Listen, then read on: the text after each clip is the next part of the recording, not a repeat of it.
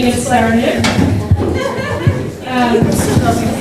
Excuse me for reading off my phone, but I forgot a piece of paper that I wrote this down on. I'm Becky Dayton. I own the bookshop here in downtown Millbury, and I'd like to welcome you all to the first of what I hope will be many collaborations with the Marquee Theater to present authors and their books in a festive, casual, and community-oriented atmosphere. In my 13 years at the bookstore, we've had dozens of author events. There have been standing room only turnouts as well as, shall we say, pretty intimate gatherings, but rarely has the crowd size been a reliable indication of success or failure. The best events are simply the ones where conversation begins. So with this event, we're cutting straight to the chase by presenting our guest of honor, Ken Ilgunas, who is here to my left, in conversation with a fellow author with whom he has much in common and much to talk about. Furthermore, we've partnered with Middlebury Area Land Trust, a local organization whose work to secure and maintain access to private lands has given us the trail around Middlebury, which is truly a gem in our community, and whose members and followers are enthusiastic and conscientious outdoors people.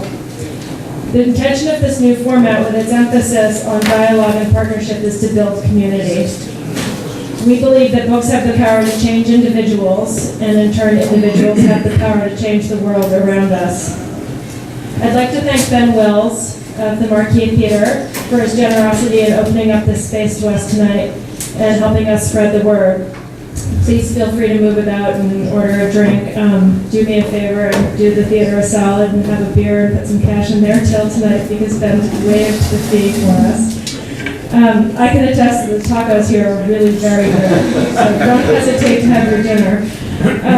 Also, thanks to Jamie Montague, the Executive Director of Malt, for her enthusiastic embrace of this event and her willingness to attach our organization's name to it on faith alone. And last but not least, I extend huge thanks to Ken's interlocutor this evening, the truly awesome author and environmentalist, Bill McKibben. Bill has written 16 books, founded the grassroots environmental organization 350.org, and has had 18 honorary degrees conferred upon him by colleges and universities. That's a lot of graduation ceremonies and commencement speeches. I really admire you sitting through all of those. When he's not traveling in far-flung places to address the urgency of climate change and spur world citizens and governments to action, Bill lives here in Addison County, where he's the Schumann Distinguished Scholar in Environmental Studies at Middlebury College. We're delighted that he was willing and able to be here tonight to talk to Ken Ilgunas. Jenny is our bookstore event director, and she's going to do a brief introduction for Ken, and then we'll really get started. Or is Bill? Jenny, you go right ahead. Okay. All prepared? I heard otherwise. Oh, well, I'm happy to. No, I'm prepared either way. No, I'm happy to. No fighting. It'll be my pleasure. I'm going to let Bill do it. Well, we're just going to, I'm going to do this more just in a conversational format. Okay. This is a real pleasure for me. First of all, thanks to the Marquee for having us. It's good to have a space in town that's multifunctional in all kinds of ways, and also that has excellent beer. And it's really been great to have the Marquee revived and doing its thing. And thanks also to Malt. The Land Trust movement is the natural sponsor for this event because it fits in perfectly with what Ken's been writing about most recently. And I think that there's hope of all of us that over time, and this is what I want to get to before the evening's out, the trail around Middlebury will just be the first of a kind of model for a lot of the kind of interconnections and pathways that we can use throughout the Champlain Valley. I've been following Ken's work for a long time as a freelance journalist, but then in particular, when he took up a project that concerned a particular hobby horse of mine, the Keystone XL pipeline, which We went to jail to try and stop and organize what it turned into, though we didn't know it would be at the start, an iconic environmental fight of, this century so far in the States, and involving hundreds of thousands of people all over the country. No one took it more literally than Ken, who walked the entire length of the Keystone Pipeline and wrote a terrific book about it, of which there are a few copies over here. No one should leave without buying one of his books, both because they're really good books and authors need support, and also, I'll just say, because the bookstores need support too. It's a tough summer for the Vermont Bookshop because, as everybody knows, downtown is screwed up, and parking and everything else, and that's cutting into revenue for Becky, so everybody has to make a special effort to make that part of their budget at the moment, or so it seems to me. At any rate, he walked the entire length of the pipeline. It's a terrific book, which I much love. And one of the things that became clear along this walking the pipeline was that you're not really allowed to just go walk anywhere you want in America, and there are a number of encounters in the book that come close to being, they are dangerous and come close to being fatal along the way, and happily none of them did. He survived to tell the story, and it is a good story. And I think, we'll find out in a minute, must have been inspired along the way to think more broadly about these questions of where you can walk and where you can't. And I will say these are questions that have a long time been in the back of my mind. When I was a young man and had just finished The End of Nature, just to come out in English, and Sue and I went over there to promote it, went real well, and we spent a week in London, and then, because Sue knows the UK pretty well, she was a Rhodes Scholar and was at Oxford and things, she said, we're going to go to the Cotswolds and go for a hike for 4 or 5 days. And I said, okay, I'll go anywhere. So she had a book that paths of the Cotswolds.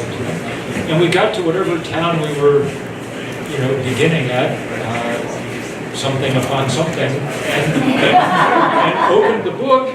And the first page of the hike, basically, she said, go to number 54 Sheffield Close, walk down the driveway, go through the vegetable garden, and I was thinking, we're going to get shot. This is just somebody's house. It's just somebody's yard. I mean, my book is number 4 on the bestseller list. I don't want to get shot right now. And she was like, don't worry, we're not. This is different over here. It's just. Indeed, we had this delightful 4 or 5 day walk where we climbed over one stile after another, and into, there'd be notes in the book about watch out for the bull in the 4th paddock and don't worry the sheep, whatever. But it was all cool, and it always lodged in my mind what had happened here that made. At the time it seemed to me like it had made the UK different, but I think really that. It's possible that it's America that's as often the exception here as anything else. Jim, where along the line did you get the idea for this book? And then, did your mind get blown a little bit as you looked around the world at what was going on? Yes, absolutely.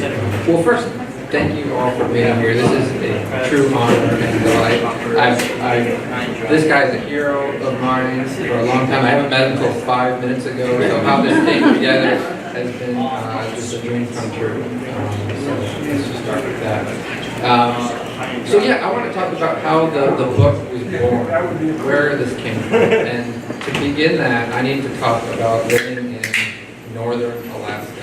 This little oil town called Dead Horse near the Prudhoe Bay oil fields. And this is, I think, back in 2011. And long story short, I was broke and had to wash dishes up there in this oil field.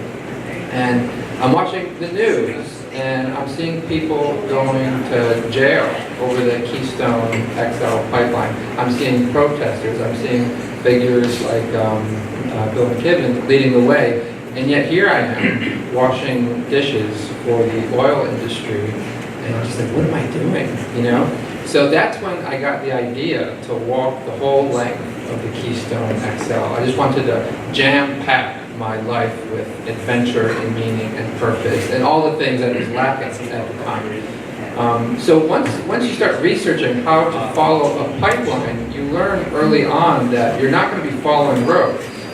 Because pipelines, they don't follow roads. Pipelines, like the refineries, few miles if possible. That means they go across croplands, grasslands, cow pasture, private property. So this meant if I was going to hike the Keystone XL, I'd have to walk across Alberta Prairie, Saskatchewan pasture, Montana hills, South Dakota canyons, Nebraska cornfields, and then on down through Kansas, Oklahoma, and Texas. In other words, to walk the Keystone XL, I'd have to essentially trespass across America. So by the time I'm going to tell you one story about that, and this is kind of where two books were born, because I would end up writing a book about this called Trespassing Across America, but there was just something I didn't really get to develop in that book, and that was what This Land Is Our Land would become.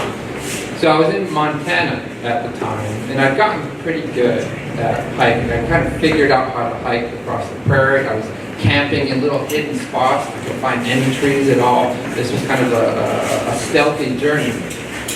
So I get to this part of Montana, it's very flat, and there's nowhere to hide. So I figured instead of trying to hide, I'm just going to just camp on the side of the road in this big grass field.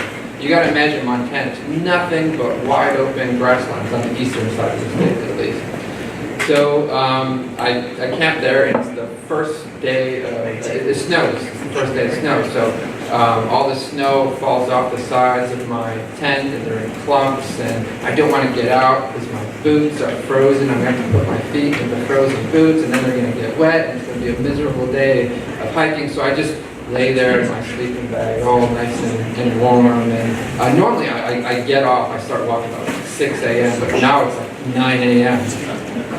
And I hear this truck driving over the snowy field. And then I hear another truck driving over the snowy field. And then I hear doors open. And then I hear doors slam shut. And then I hear a whole bunch of footsteps walking towards my tent. And I'm just laying there, you know, shivering in my sleeping bag. And I hear a voice, and it says, "Good morning, this is the sheriff." And I said, "Good morning, I'm going to come out now." So I get out of my tent, and I'm getting into my frozen boots, and I look over the tent, and I see three men. I see the sheriff, and then kind of a younger guy who just looked like he rolled out of bed, who had this ridiculously long pistol. Like, it was like compensatingly long. It was very long. And then I think who was maybe his father, sterner, rougher, no nonsense. He wasn't saying anything. So I realized I am surrounded by an armed Montana posse right now. And what do you do to get out of a Montana posse sort of situation? You just try to charm the pants off of them. So, the sheriff was like, we were just making sure you weren't crazy, and I was like, you gotta be crazy to be doing something like this. And the young guy, he looks like he just wants to go back to bed. And the gruffer, no-nonsense father sort of guy, he hasn't said anything. As I think I'm going to walk away and get out of the situation, he says, if the landowner here had seen you, he would have shot you. And I said, why? Is there a lot of crime in the area? And he said, no, there's no crime here. And so I said, why would he have shot me? And he said, because you're walking on his land. He would have shot me for placing my feet on blades of grass, very innocently, not doing any proper damage, just experiencing nature. So as I walked away, I began to think about that, and I began to think about private property for the first time in my life. Private property is just all around us, and we don't think about it. It's like that, it's the invisible water around us, and it was in that moment when something felt messed up, something felt kind of wrong, and through that feeling of messed upness was this landed out. The book was born out of that, and I wanted to learn all about how the history of private property in America. I wanted to learn how other countries conceived of it. And through that research, I came upon some pretty magnificent things that informed my vision for an American right to life. So, I have a question for you, Bill. What are your roaming experiences? What was your first roam, like as a child or whatever? Well, I spent most of my young adult life in the Adirondacks. That's really where I came of age and started writing books. And I sort of took it for granted. The Adirondacks, may or may not spend much time there, but the Adirondacks is the great wilderness of American East. And you can walk forever. I mean, it's a lot of land. It's bigger than Glacier, Grand Canyon, Yellowstone, and Yosemite combined. And it's mostly completely deserted without trails. Johnsville, the town where I lived, had 40 peaks over 2,500 feet, and only 2 of them are trails. And, I would wander forever and ever, day after day, without ever seeing anyone, which was fine by me. And when the time came that we needed to move to Vermont, because we needed a new school for Sophie, we were unclear where to settle in Vermont. And we actually were looking over by like Berkshire and the Upper Valley, and kind of liked it, like people over there. But it's all, mostly private land. I remember saying to Sue, I really don't want to just be asked for permission every time I want to go across lots, so we moved to Ripon, which we came to love, and it's an amazing place, but it's the closest thing you have to the Adirondacks in Vermont, because almost all the land is owned either by the college or mostly by the Forest Service, and most of the Forest Service land is redwood wilderness, wilderness in Vermont. So it wasn't anywhere near as big as the Adirondacks, but much the same. And that just sense that you could walk anywhere you want, it's always been really important to me. I remember reading, Thoreau once said, I can walk, I can walk easily out my door to a place where no man stands from one year's end to another, and there consequently politics are not, politics are but the cigar smoke of a man. Which is something I always like and like more all the time, the need to find some place where you can get the hell away from Mr. Trump and Twitter and everything else. It's more and more important all the time. But I understand that, I know enough about and have spent enough time in enough different parts of the country to understand that that's exceptional freedom in these places. How did you referenced once, I wrote a long piece once and followed parts of John Muir's amazing 1,000-mile walk to the Gulf from Louisville, Kentucky down to Cedar Key in Florida. I followed big chunks of it, but it was mostly now places you couldn't just walk and go. And he walked for 1,000 miles without anyone ever seeming to occur to anyone that it wasn't okay for him to just walk. How did it come? We can't take that for granted. Yeah. So that John Muir walk that was in 1867, and you're right, he doesn't mention any no trespassing signs, any private property signs. He doesn't talk about getting in trouble with landowners. And that's the way America was from our colonial days up until about the Civil War. Like in my book, I talk a lot about the right to roam systems in Europe. Scotland, England, Sweden, these are really good examples of the right to roam. And I should just clarify what the right to roam is exactly. The right to roam is a person's right to access not just public land, like our national or state parks, but private land for public recreation. And you know, it's not like you can't do anything you want. You can't go into someone's home, you can't go into someone's car, you can't go into someone's yard or garden. There's lots of rules and policies and regulations that government. But you know, a Scot can go canoe in a loch, swim in a river. He or she can go hike the highlands. They can pass through people's property to get to the bus stop. It's a completely different experience, and I've experienced it in Scotland. But to go back to America, and this was the most astonishing thing I learned in my research. Once I picked up this book by Eric Freifel, it's called On Private Property, and he talks about this whole history where Americans had the right to roam.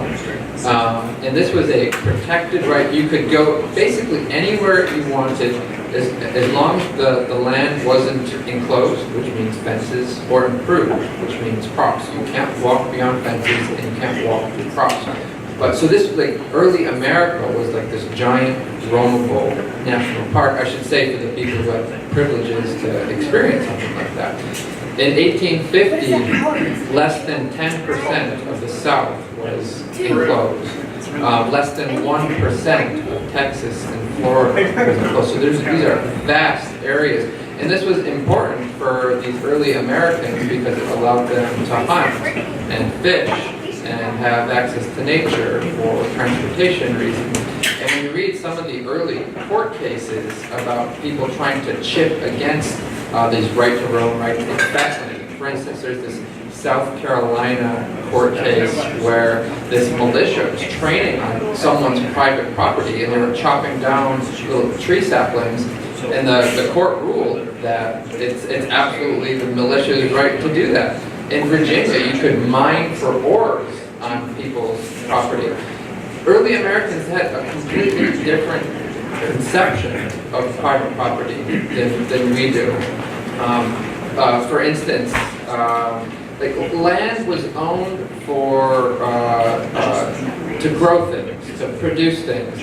They didn't. The early founding fathers, the early colonists, they didn't want it to become like early England, where you had these aristocrats owning these vast estates. So you had all these interesting rules. Like Virginia, there was a twice yearly tax on land about over 1,000 acres. So it just forced us to think differently about land. Who was the first person that got arrested for trespass? When did sort of trespassing become a thing that they had to report about? I don't know when the first person to become arrested for it, but the trespassing laws began to emerge after the Civil War. For instance, in the state of Louisiana, they passed this statewide resolution that, in this one resolution, it acknowledged the end of slavery and the end of the war, but it also said blacks cannot hunt or fish anymore. This was a no trespassing law that was, it basically tried to starve these newly freed people back into submission, so they have to go to the plantation. So we see this no trespassing culture kind of rooted in our racial history. There was other things like immigrants began to use land for hunting and fishing, and laws were composed to eradicate that. And there was less kind of racial reasons. There was, you know, the country was changing.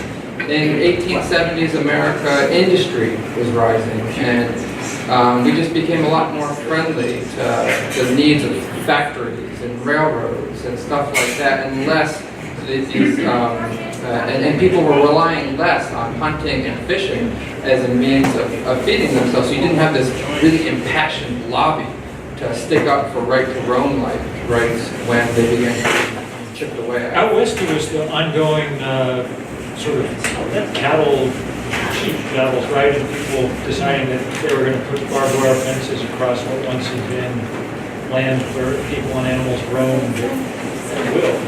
Think about that. for millions of years, this land had been completely wide open. And then all of a sudden in the 1860s, 1870s, 1880s, you see the Great Plains and these places out west all lined with barbed wire and closed off, not just to people, but to roaming animals. And this legacy goes on today. This may sound like a radical thing to say, but there is an American aristocracy, and I think we are experiencing something like the period of English enclosure. So in England, in the 1500s, 1600s, up into the 1800s, the aristocracy began to seize commoners' land. This was especially vicious up in Scotland during a period called the clearances in the 17th and 18th centuries, when all these rich sheep herding industrialists pushed people off the land, pushed them to Canada, pushed them to Ireland, burned down people's houses so that they could make way for sheep. We see common land being taken away and privatized by very rich people. When you look at what's happening in states like Idaho, Wyoming, Montana, you see the same sort of thing happening. You're seeing these really rich people from California, Texas, wherever. They're getting these gigantic estates, thousands of acres, and they're making the game their own. They're making the elk and the deer and the moose and whatever their own. And this is the exact same thing that happened in England. They were enclosing these spaces, not just for sheep herding and for increased agricultural production, but for just so they could have their own private game fields. And It's Sherwood Forest. there you go. Well, I don't know whether you and Esther have gotten to spend much time yet right around here on this tour or not. But Champlain Valley is an interesting place, poised between two big wilderness reserves along the Green Mountains and then the Adirondacks. We have this big fertile agricultural valley, a little piece of Ohio that somehow ended up in New England. Really the one big agricultural valley in all of New England in that sense. And I remember I wrote a book once about a hike from Ripton over to a place where I lived, this along in the Adirondacks, a 3-week journey. And I hiked north along the Long Trail, which is the precursor to the Appalachian Trail, the first long distance trail in the States anyway, and Canadian Trail was one of the first in the world. But then had to come down into the valley, and it was hard to kind of piece, some places you're on the trail around Middlebury for a little while, but mostly you were piecing together roads. And if there were farmers I knew, then I would cut through their fields or get them out to walk with me or whatever. But it was a series of right angles until you got to the lake, or at least to Dead Creek. And then it was a great relief to be on the other side in the Adirondacks and able to go where one wanted. Before I want everybody else to get into this active question, just give us some sense. Let's say we wanted to imagine a series of trails or two across the valley floor from farm to farm or inn to inn or brewery to brewery or whatever we were thinking along the way. What are some of the ways we might think about how to go about that? Starting to rebuild both that culture and, before the culture is fully rebuilt, sort of help it along by building some of the infrastructure and the models here in the Champlain Valley. And I think that's so important. Where I grew up, Wheatfield, New York, was kind of a little suburban town crammed in between the industrial cities of Niagara Falls and Buffalo. And, I spent the first 20 or so years of my life there. I can't tell you where the nearest trail is. There's nowhere to walk. And that is kind of informed, that's kind of why I'm a right to roamer. There's literally nowhere to walk apart from kind of busy roads around you. But yeah, like when Americans build trails, we build like these mega north to south wilderness trails, like the Pacific Crest Trail or the Appalachian Trail or the Continental Divide Trail. It seems like we want to have like these trails going through like a thin corridor of wilderness in a country that's really getting increasingly less wild. So in some way, I don't want to say they're not real places, but you're not going through any town America, through everyday America around it. And you're completely cut off from these towns and places. And that's what we have different in England, where it's going from pub to pub and village to village. And I really would like us to reimagine our trails and our walking spaces like this, because, and we see this in Sweden. I spoke with a bunch of scholars in Sweden, and they say the rural people really love having urban people come up to their farms, because this is the way for rural people to show them their way of life, because they feel misunderstood. And now you have all these urban people learning about industrial agriculture. When you go on the Appalachian Trail, you don't get any of that. All you see, and I love the Appalachian Trail, I love it. I've walked about 200 miles of it. But you're just kind of going up and down hills, you're surrounded by forests, you're surrounded by this wilderness. You're not really going through America. And I think when you're cut off from these kind of industrial zones, that lack of exposure, the lack of ability to see these places, I think it prevents us from caring about them, from having a sense of stewardship about them. I'm kind of going on a tangent away from your very logistical question about how to kind of form these trails to go through a place like Champlain Valley. And I think I really want to rely on trail builders for that. But I think Americans, we really need to think about where we want to go to have our adventures. Not just through these wildernesses, but... It's one of the nice things about, for archaic legal reasons, river corridors remain more or less accessible to people. Navigable rivers, you're pretty much allowed to go where you want. It's one of the reasons that canoe tourism is kind of, or canoe camping is kind of interesting. You often have trouble when you want to stop for the night along the bank, figuring out where to pull out and what you can do, but you can go through the middle of almost anything. It's one thing I've always liked. Well, we'll let the, I do hope that it's one of the things that land trusts keep thinking about as we conserve land. I mean, the trail around Middlebury is such an incredible resource for the community here, but the idea that it could be linked up with trails around other places and we could move between those, and it is a very agreeable one. It's certainly a huge, in the UK, a big tourism. I mean, Sue and I hiked 3 days hiking a trail along the Welsh border last spring, and it couldn't be more fun. When you get to Norway and Sweden and up there, it's just assumed that you're going to go anywhere you want, really. And no one, people are astounded to hear that you're not allowed to just walk wherever you want, ski wherever you want. I will say there are a few examples, sort of seasonal examples of this kind of happening in Vermont. The landowners who've come together to let the snow machine in the winter cross their land, cross farm fields and things like that is one interesting precedent. But it's, well, I just admire the work you're doing immensely. I think it's important for evangelism to be about. There's you all know the great song, This Land Is Your Land, which probably should be our national anthem. But can you do the last verse there? Do you remember the language? I can almost do it.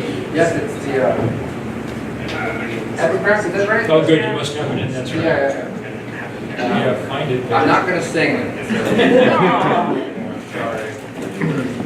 So this land is your land. There was 6 verses to it, and 2 of them were kind of forgotten, and they were sung by Pete Seeger at Obama's inauguration in 2009, and he sung all 6 lyrics. This was my favorite one. This was one of the hidden ones. Was a high wall there that tried to stop me. A sign was painted, said private property. But on the backside, it didn't say nothing. This land was made for you and me. Yeah, so that's we've sung that on occasion, waiting to be taken away in handcuffs from someplace we weren't supposed to be. That's good. Well, let's open this up so other people can ask you questions, not just me.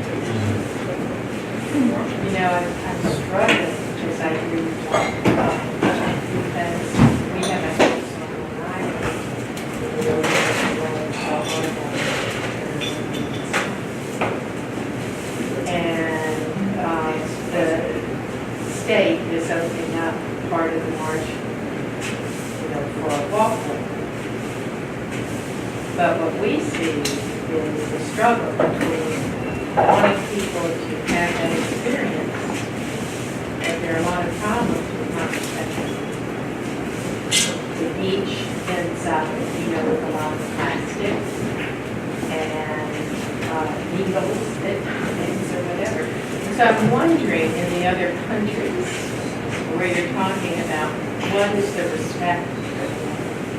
Because we find it very nice. Yeah. If you didn't hear,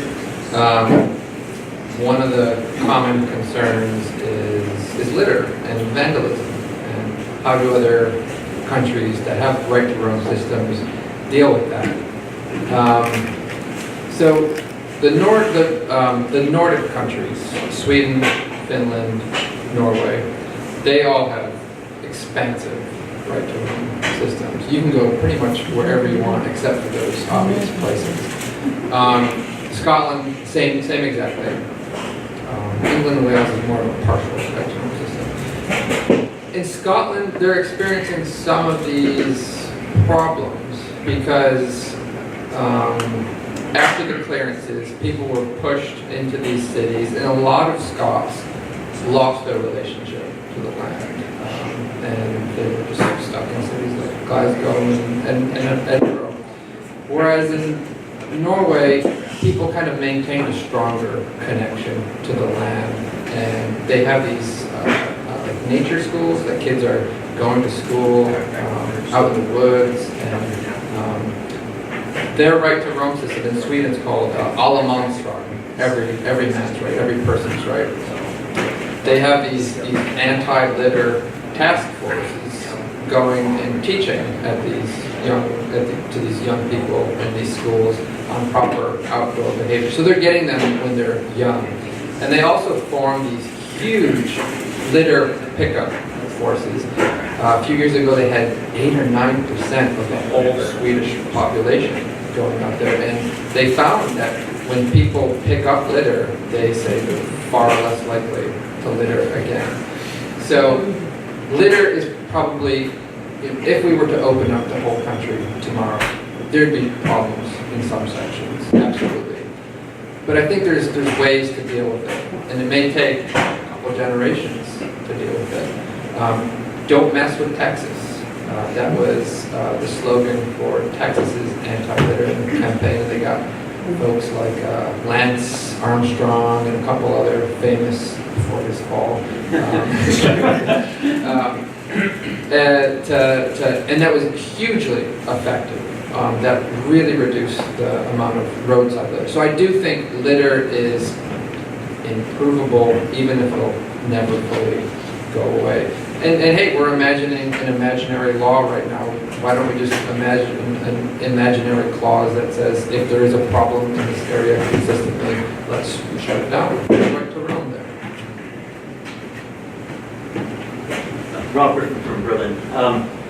Just to pick up a little bit on the comments about England, I've done lots of wandering there and have also friends who have been engaged in the legal battle between rights of way and property ownership. And it's not by any means a simple fight. There, it's a constant battle about maintaining the right of way, the right to cross private But property. don't you have to do it once a year? Doesn't someone You have to do. walk through a path or something? And indeed, yeah, legally you have to, it has to be actively maintained, and it's not just a question of something that has been there over time. It is an active legal battle much of the time on the part of activists who want to maintain the paths within England. I think the same thing it is one of the things that would be helpful here. For example, in the Montpelier area, there's no reason why we shouldn't have a path along Winooski, but that's all private property along Winooski, and it's difficult to, at least right in Montpelier, difficult to get the right to walk through, even by the Nature Conservancy. They put their own picnic tables out. They don't want you walking there yourself unless you're visiting the Nature Conservancy. So I think one of the things that would help in this country would be a serious legal consideration of rights of way, based on historical, but also in terms of, as you said, what people need in terms of the right to roam. Yeah, and once you get into the history of the mass trespasses in England and Scotland, it's very fascinating. People going and, I'm not recommending this, but hundreds of people going onto the land to say, you know what, this is our land too. You person who owns thousands and thousands of acres, you don't get to have it to yourself. We're going to trespass here. We want it for ourselves, and that's what happened in the Peak District, which is kind of one of their national parks, really, where a whole bunch of people mass trespassed there, and a couple decades later, it's public property. But let's talk for a second about the inaccessibility of nature in America. That seems like a good way to get to it. The more I research it, the sadder it gets. Like when you look at some of the coasts, Massachusetts and Maine, it's very difficult to get to the coast and legally walk in. Governor Rick Scott in Florida just passed a law that makes it much easier to privatize previously public beaches. When you look at the Great Plains of America, North Dakota, all the way down to Texas, and let's throw in the Midwest as well, states like Indiana, Illinois, Ohio. Most of those states are less than 3% publicly owned. That means they're about 97% privately owned. Go try to experience nature in one of those states. You just almost cannot legally do it. In Montana, so you have these, as I mentioned before, you have these wealthy people coming and buying land right next to public property. They're buying it right next to Bureau of Land Management property and then closing it off, closing our land off, so they can have this vast public property pleasure ground for themselves. The list goes on and on. Now there's Great Lakes associations talking about homeowners associations trying to close off access to the Great Lakes. I just wanted to ask you, interrupt you and ask about Hawaii, because we were recently in Hawaii and we're really surprised to learn that the beaches in Hawaii are legally open to anyone who wants to access them. So you can park in a hotel parking lot and walk directly through the hotel library, go to the hotel lobby and the pool area to access the beach, and it's perfectly fine. Yeah. So Hawaii is a perfect example of something else that's going on in the country. Hawaii and Oregon are really good examples of opening up the beaches very generously. But just to kind of finish that thought, I was doing research the other day on land ownership inequality, which is something that's basically never been written about. There's this magazine called The Land Report, which puts out the top 100 landowners in America. And for 2017, the top 100 landowners own 40 million acres.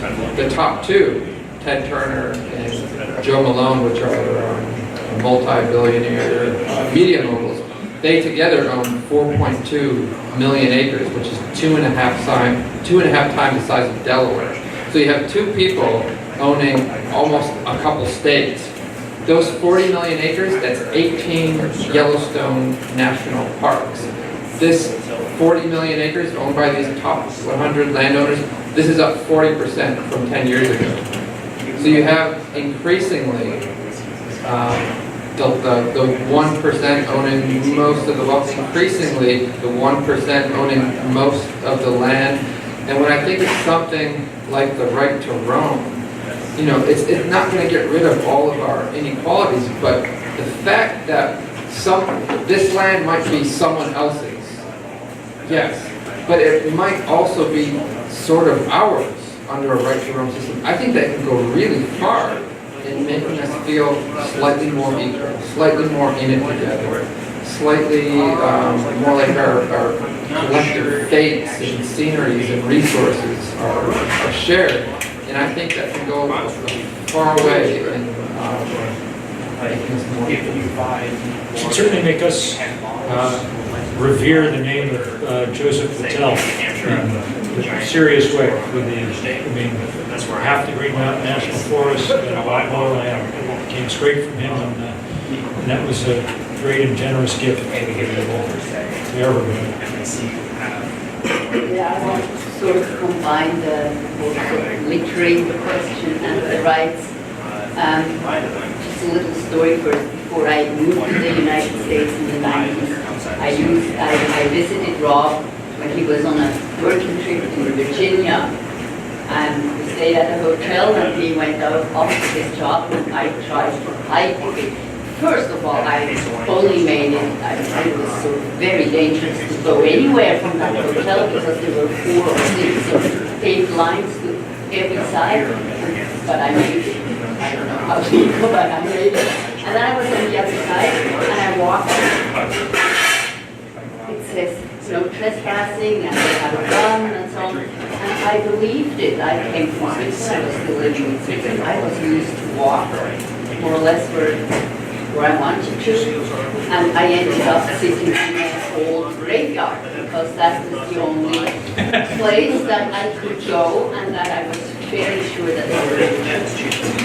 And that was a very strange experience. And for me, what I wanted to say, I think, from growing up in Switzerland, living most of my life in Switzerland, I was very used to, I guess the country people are not perfect, and the literature problem is not none, but it's not very big, because first of all, it's a small country, and so maybe people learn to share more. There isn't even that much literature in the cities, but it's also something that you experience and learn early on. And I knew as a child, and I taught my children, and even my grandchildren know, when you walk, when you're walking in the mountains and there are farms quite high up, never ever walk through high grass which you want to mow. You know, you don't walk through crops. You have a lot of rules that you just know you don't do it. But on the other hand, you can walk almost anywhere. And I'm not really up to date exactly on the laws, but I know, for example, that the lakes, you can always access water. There are rights like that. So the rich people, they still have the mansions with the wonderful place at the lake, but to their annoyance, they have to allow a way through there.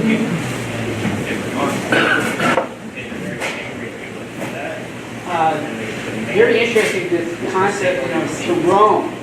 But within our culture, to roam, Bill, you brought up the snowmobile issue. ATV, it's like, there's a disconnect.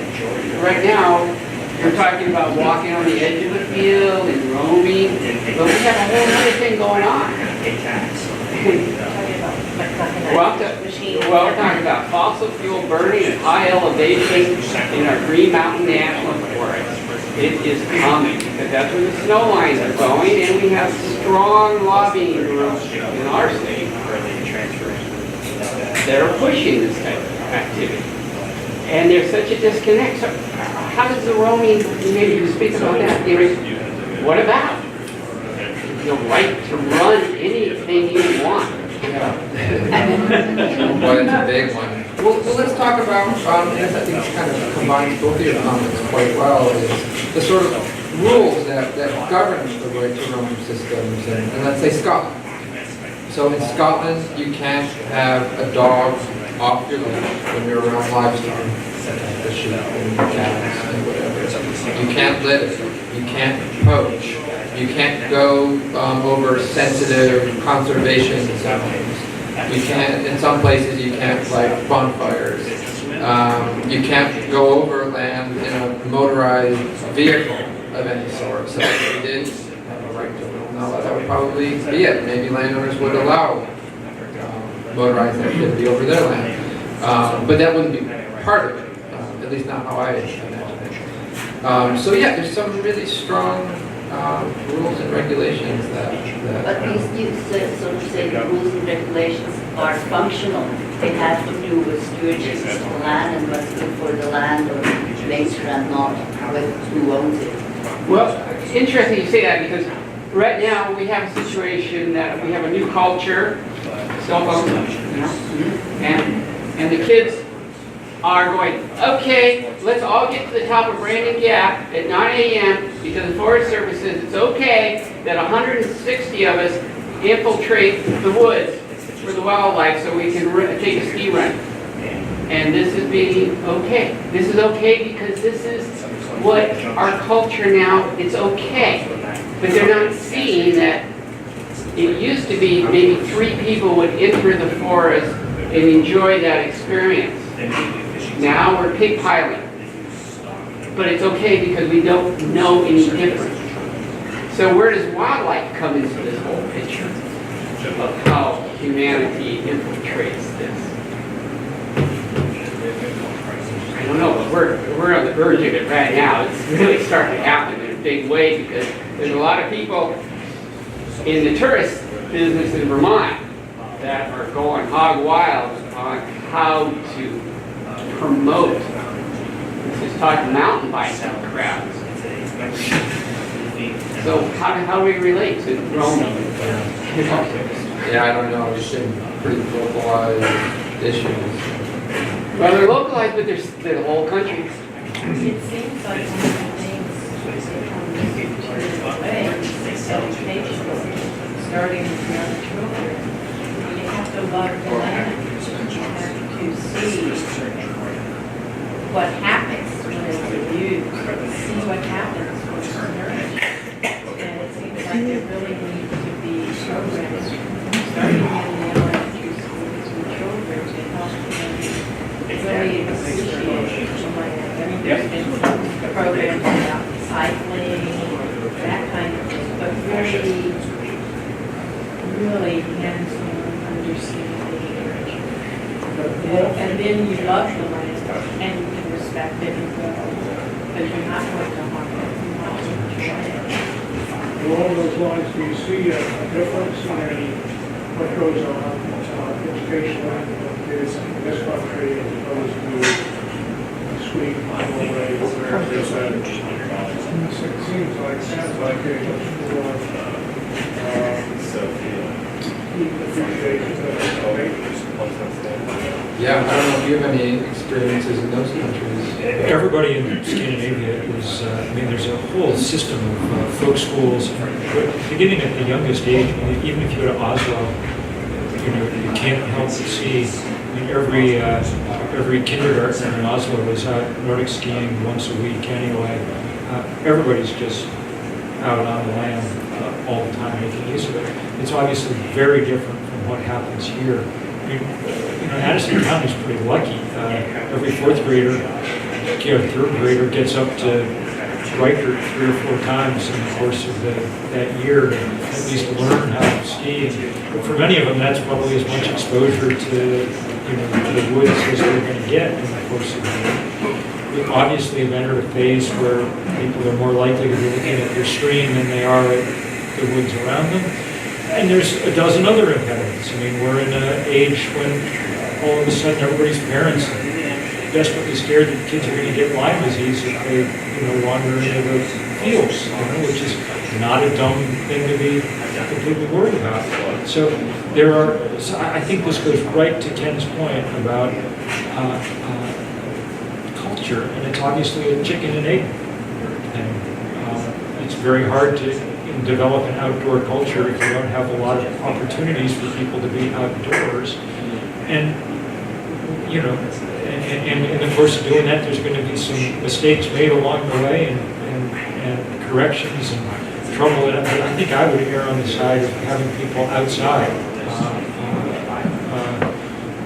Most of the great environmentalists that I've ever come across, almost to a person, are people who are exposed to the outdoors in their youth and have some sense of being a small part of something very large. You know? And barring that, I think it's difficult to imagine people develop, you know. So I think this is really important talking about. Let's do one more. Let's let Janet. Final word from because we're run up against the end of our time and we've got to sell some books. So, I tend to think positively about everything. It's ingrained in my nature, and listening to your questions and your thoughts on education and your comments on Europe. There's actually 3 people in this room right now. 2 of them are over there, Peter and Monica, and then myself. We are environmental educators, and we've been working in environmental education for our whole careers. And I think that they would attest to what I see, which is definitely a growing movement of place-based, nature-based education, not just privately accessible to youth, but also in public schools. And you know, we live in Vermont, which is a very progressive state, but even in cities, there are all kinds of place-based, nature-based programs. And Richard Loeb's book actually was a really key part of this. Yes, absolutely. A huge difference. And I think that sort of as a pushback to the concern about technology is that the more that technology becomes ingrained in our adult lives, I think that there's a counterculture to that in youth lives. And there are even schools in Silicon Valley where the people who run the largest tech companies in the world send their children, and their children experience no technology until high school. And those schools exist, and the people who, you know, so I think what I'm getting at is that I have to believe that there is a counterculture, and I think that starting in youth is such a valuable use of our resources and our time and our energy, because they are the decision makers of tomorrow, and have to believe that through this work that they will nod their heads at your book, you know, and get it. And along those lines, if you want to be cheered up, I think the lead story in the current issue of the Addy Indy is a great account of the North Branch School annual hike, the senior class for 3 days along the Long Trail from Mount Abe down to Middlebury Gap. And it's just a wonderful account of these kids and what they're learning along the way and the kind of spirit of the whole thing. That left me feeling pleased about the world, I got to say. George, you get the last word again. This is an Adirondack question from Bill.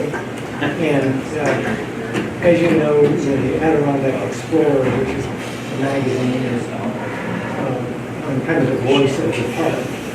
And every issue they have kind of a pro and a con version of an issue, like development versus wilderness.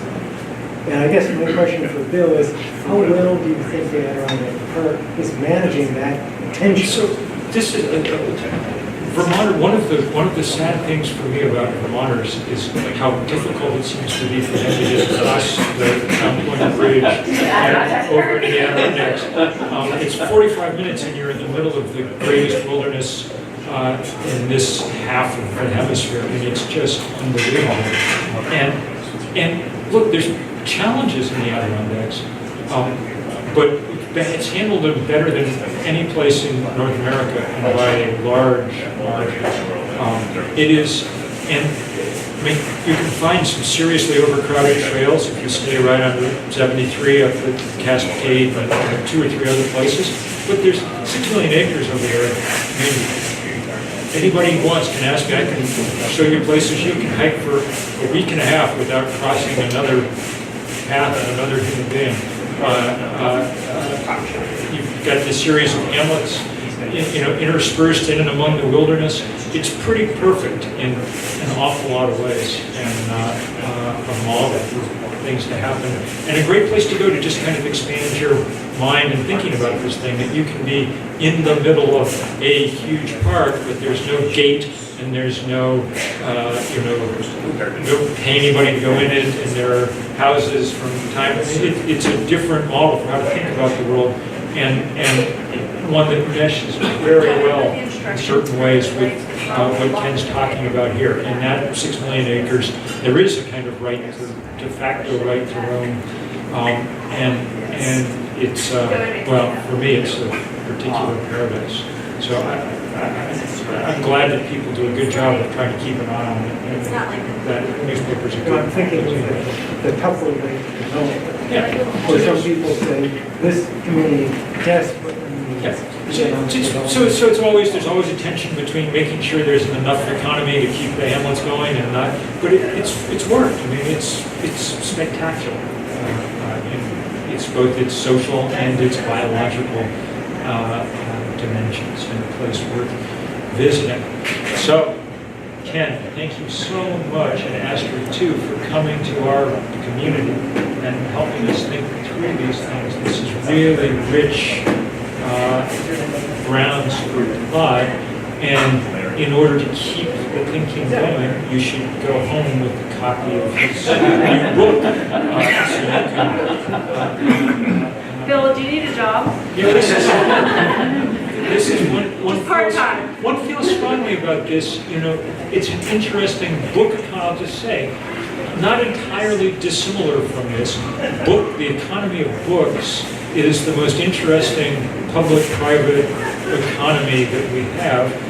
It's a great privilege to be in the only industry that there is for whatever you produce is going to be shared for free in libraries across America with anyone who wants to read about it. That's one of the things that makes being a writer nice. But if you're going to have writers, you also have to have enough people buying books in order to keep them, allow them to write the next one. So it's, and so many, we're really lucky to have Ilsley Library, and we're really, really lucky to have the Vermont Bookshop, and between the two, we have a kind of right to roam in our minds and imaginations, which is a very useful thing as well. Ken, thank you so much.